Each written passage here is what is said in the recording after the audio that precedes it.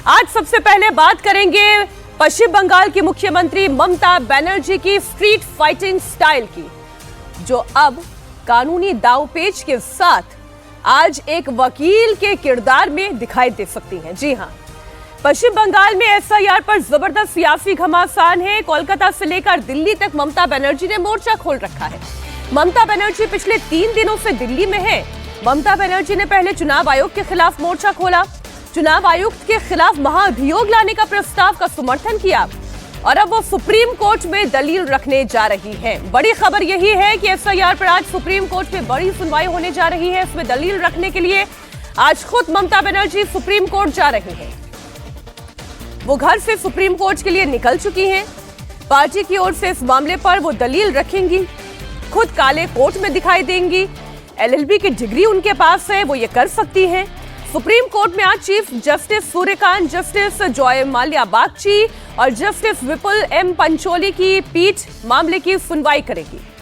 ममता बनर्जी वकील के तौर पर खुद अपना पक्ष रखेंगी।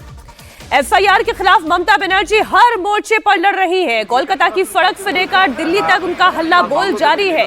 इलेक्शन कमीशन में जाकर पहले उन्होंने वहां मीटिंग की, चुनाव आयुक्तों से वो भिड़ गई, ईडी से फाइल कभी वो छीन लेती हैं।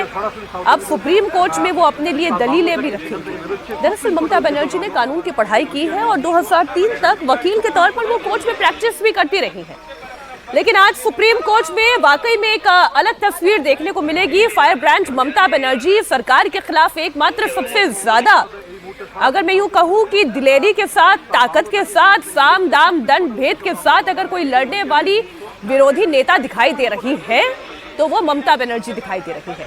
ममता बनर्जी की पार्टी टीएमसी ने एक पोस्टर जारी किया। इसमें मुख्यमंत्री ममता बनर्जी फाइलों के साथ सुप्रीम कोर्ट की ओर बढ़ती हुई दिखाई दे रही हैं। वो आपके सामने भी रखती हूं तस्वीर।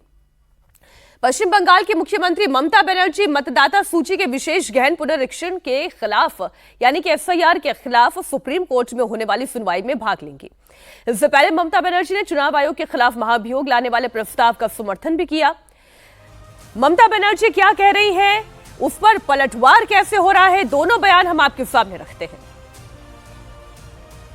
तो हम बताएंगे, हम फील्ड छोड़ेंगे नहीं, हम एक भी इंच जमीन नहीं छोड़ेंगे। अगर वो निकाल भी दे, हमारा तो भरोसा है जस्टिस मिलेगा। अगर नहीं मिलेगा तो सब सोचा जाएगा कैसे करेंगे। लेकिन बीजेपी नहीं आएंगे बंगाल में। Peoples hate BJP.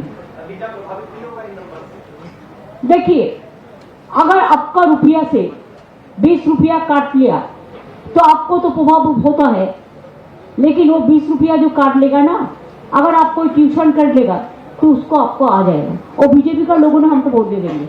देखिए, अगर कोई चीज जेन्युइन होता है, प्रैक्टिकल होता है, जनता का हित में होता है, हम भी चाहते हैं उसका इम्पीचमेंट हो। नंबर हमारा नहीं है, लेकिन इम्पीचमेंट भी हो सकता है ना। प्रोविजन तो है, रिकॉर्ड तो हो जाएगा। अगर ऐसा कुछ वो करते हैं तो हम भी हमारा पार्टी को एमपीस को कॉन्फिडेंस में लेके डिस्कस करके, हम लोग तो जब कोई पब्लिक इंटरेस्ट में होता है हम सब इकट्ठा होकर ही काम करते हैं, उसमें हमारा कोई एतराज नहीं है।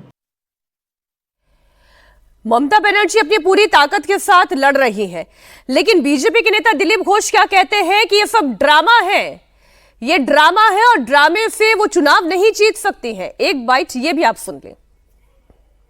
ड्रामा करने के लिए पूरा मीटिंग हो गया 1.5 घंटा का, सारी बातचीत हो गई चुनाव कमीशन का। उसके बाद बाहर आके नाटक करने क्या है, काला कपड़ा लेके गए, तैयारी करके पूरा ड्रामा करेंगे, क्योंकि ड्रामा करके अब इलेक्शन नहीं जीत पाएंगे।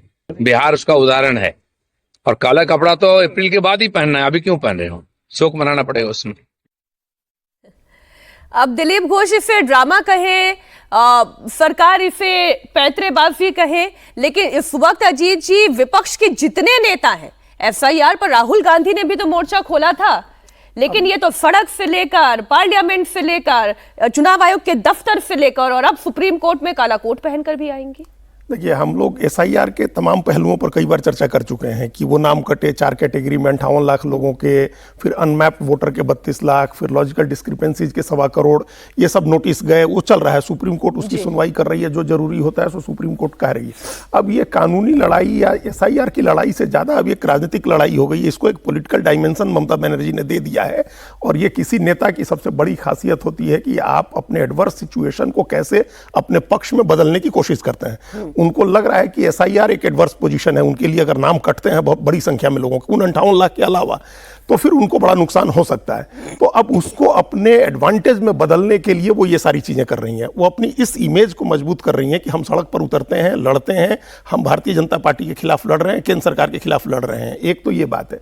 दूसरी बात है कि चुनाव आयोग के जरिए भी वो अपने बाहरी और भीतरी वाले नैरेटिव को जो चला करके वो नरेंद्र मोदी और अमित शाह के खिलाफ राजनीति करती हैं, वो नैरेटिव वो चुनाव आयोग के खिलाफ भी चला रही हैं कि ये लोग आ करके और यहाँ अत्याचार कर रहे हैं, जुल्म कर रहे हैं, लोगों को वोट देने से रोक रहे हैं, और हम उनके खिलाफ लड़ रहे हैं, चुनाव आयोग के खिलाफ भी लड़ रहे हैं। हम चुनाव आयोग एक ऐसी संस्था है, ईडी एक ऐसी संस्था है, वो चली गई थी ईडी के प्रतीक जैन के यहाँ जब ईडी का छापा पड़ रहा था तो वहां चली गई थी।